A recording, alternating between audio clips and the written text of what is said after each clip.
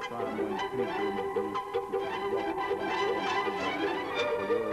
Italy and Russia and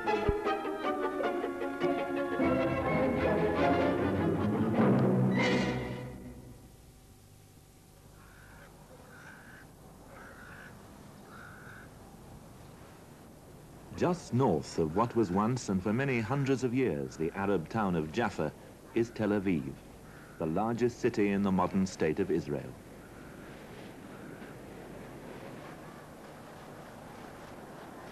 Most of the town's younger people were born here, but many of the older ones come from elsewhere.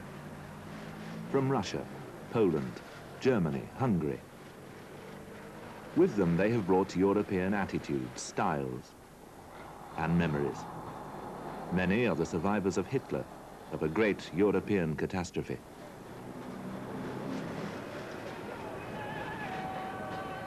To the Arabs, who once formed a huge majority of the population in the area, the newcomers themselves represent a kind of catastrophe.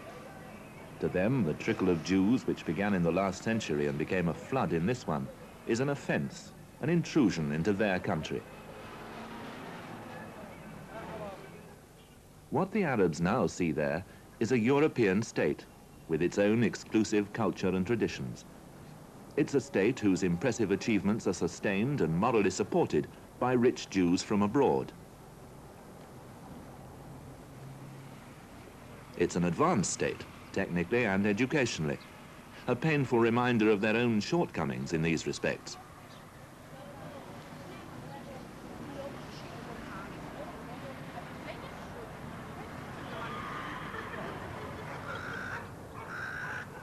The presence now of such a state within their homeland is to the Arabs a deep wrong, an expropriation, a humiliation. The legitimacy, the right to exist at all, which that state defends, is to many of them deeply suspect. In the hostility which surrounds it, Israel is of necessity a fortress. Its dispute with its neighbors is bitter and intractable. It admits of few compromises.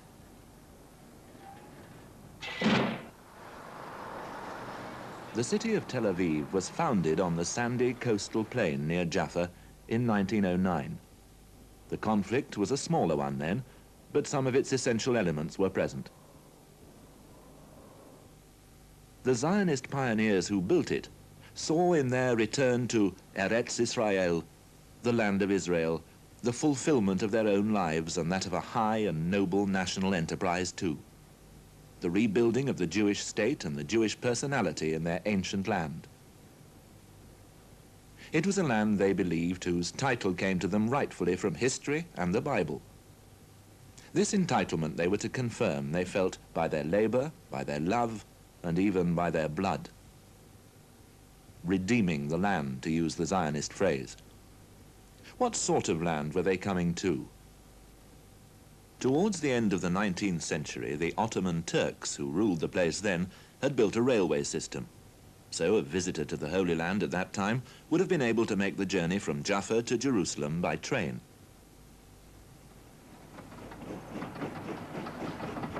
On that journey, the landscape was often a barren one. One Zionist was to refer to Palestine later as a land without a people. A land without a people for a people without a land. Versions of this myth have persisted. But in fact, and of course although far from rich, it wasn't a desert. Real people and a real society existed there.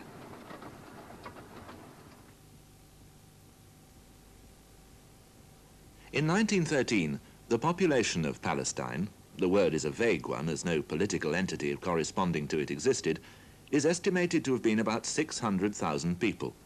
But it could have been substantially less or more. This population was largely Arab and largely Muslim. By present-day standards, most of the people were poor. The greater part of them were felachin, peasant farmers living off the land. They were the tenants of wealthy landowners who lived in the towns, Nablus or Jerusalem, or if they were from the north, perhaps Beirut. In addition to farming, there was fishing and a range of domestic industries and crafts.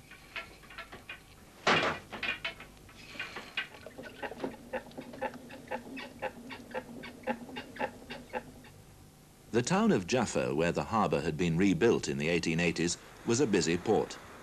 Goods for export were handled there. Citrus fruit, a particularly good variety of barley for the beer drinkers of England, olive oil, soap from a small factory in Nablus. Palestine was not the jewel in the Ottoman Empire's crown. Damascus and Beirut were more important than Jerusalem, but neither was it an obscure backwater. The Holy Land seaboard gave it plenty of contact, centuries old, with Europe. There was, not surprisingly, since it was the Holy Land, a flourishing tourist industry. Anton Attila, a young man before the First World War, remembers this. Life was easy. It was easy, an easy-going life. Most of the people of Jerusalem flourished actually during these months between March and May, springtime. It's the time when pilgrims used to flock from all over the world, particularly from Russia until 1917. And you had several thousand every year, perhaps 100,000 pilgrims. Sometimes they used to walk through Palestine from one end to the other, coming through Jerusalem. And of course, traders made a lot of money, either by exchanging money or selling their goods and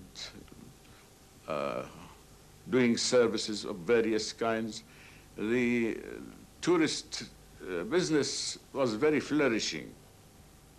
In Jerusalem, as in the other cities of the Ottoman Empire, there was a small aristocratic Muslim class. They were the notables, the ayan, literally the eyes of society. Landowners, merchants, state officials. They provided the community's religious leadership and monopolized between them what political power was available.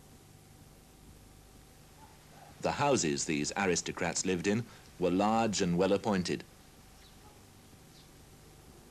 The interiors of these houses, this one's now a hotel, convey something of the elegance and sophistication of the style of life they led. These were the people who mattered. Their children were educated abroad, or perhaps at the English Cathedral School of St. George in Jerusalem. The great names of these rival families or clans still dominate the school's honors board. Nashishibis, Husseinis, Khalidis. What sort of people were they? Now, those ayan were the people around which, as I said, society moved. Now, they had two things in common. First, they felt that they were the bearers of the heritage of the culture and civilization. They were very much interested in their houses, in collecting things for their sort of representing their families. It may be an old carpet, a rug, it may be an old sword, but all these things counted for them. They felt they were the bearers, especially, I think, the ulama, leading Muslim learned people. This is one, that's their duty. Now, they expected, as a sort of reciprocal arrangement, that people would owe them loyalty. They, on their own, would owe loyalty to the state or the country. So this intermixture of social feeling was a very pleasant thing. I do remember things of it because I lived the first few years of my life in Damascus. And I do remember both Christians and Muslims who had this position. There would be the big merchants in the town and so on. They felt the city was theirs, but not theirs alone. Most of the citizens of Ottoman Jerusalem and its neighborhood found the framework for their lives in Islam. Islam gave them their identity and governed everything else, the way they conducted business as much as the way they felt.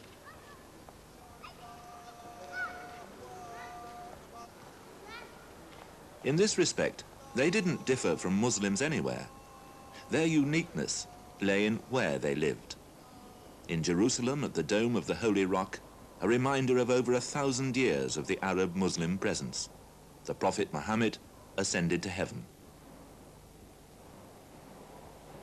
At the nearby Al-Aqsa Mosque, Muslims believe that the end of days, a kind of Muslim last judgment, will take place. They felt at home. The sense of ownership, the attachment to place was inevitably strong. So this is one thing. Throughout Islamic history, Jerusalem had this position. It was strengthened at certain times for political reasons, such as under the Umayyads, where it was difficult to go perform the pilgrimage in Mecca and Medina, so people were encouraged to go to Jerusalem. Later on, a feeling developed about Jerusalem itself that a pilgrimage is not a complete one unless one visited Jerusalem. I mean, a Muslim pilgrimage. And that applied mostly to people who traveled from far. In the sense, all right, you have traveled from, say, Mali or Ghana or from Central Asia to do the pilgrimage. You might as well go to Jerusalem also. It didn't apply so much to people who lived in the neighboring areas. So this strengthened the position of Jerusalem. During the times of the Crusaders, shortly before, but during the times of the Crusaders and after that, an enormous lot of literature, Islamic literature, praised the values and the importance of Jerusalem as a center of Islamic world. Now, if we remember also that in Palestine, Jordan, and Syria, a large number of the companions of the Prophet are buried, those people who died in the very early conquests in this part of the world. So this is where Palestine in general and Jerusalem in particular gain a special position in Islamic feeling, literature, and holiness.